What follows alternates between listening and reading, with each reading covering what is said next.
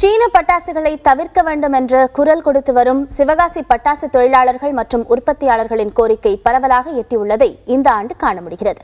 தலைநகர் டெல்லியில் சிவகாசி பட்டாசுகளுக்கான வரவேற்பு பெரிதும் அதிகரித்துள்ளது. நம்பகத்தன்மை, குறைந்த மாசு, ஆபத்து குறைவு உள்ளிட்ட பல்வேறு காரணங்களுக்காக வட இந்தியர்கள் பெருமளவில் சிவகாசி பட்டாசுகளை விரும்பி வாங்குகிறார்கள். குறிப்பாக சிவகாசி பட்டாசுகளுக்கென்றே தனித்தனியாக அரங்குகள் அமைக்கப்பட்டு விற்பனை செய்யப்படுகிறது.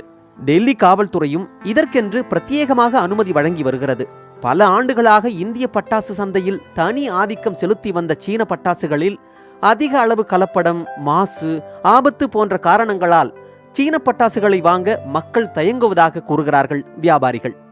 And we used to sell only Shivakasi fireworks. We don't sell any Chinese product that they are available in markets. We don't possess that license. We only used to sell the Fuljadi, Chakri, Anar, all kids items.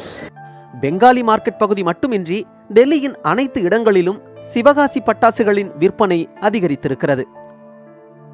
சென்ற ஆண்டு முதல் அங்கொன்றும் இங்கொன்றுமாய் கிடைத்துக் கொண்டிருந்த சீன பட்டாசுகளின் இடத்தை கூட இந்த ஆண்டு முதல் நம்ம ஊர் சிவகாசி பட்டாசுகள் முழுவதுமாக வியாபித்திருக்கின்றது. டெல்லி மட்டுமல்லாமல் ஒட்டுமொத்த வட இந்தியா முழுவதும், ஏன் இந்தியா முழுவதுமே தீபாவளி கொண்டாட்டங்களின் மகிழ்ச்சியை இரட்டிப்பாக்க போவது நம்ம ஊர் சிவகாசி பட்டாசுகள் தான். தலைநகர் டெல்லியிலிருந்து புதிய தலைமுறைக்காக ஒளிப்பதிவாளர் ஜெரின் சாமுவேலுடன் நிரஞ்சன்.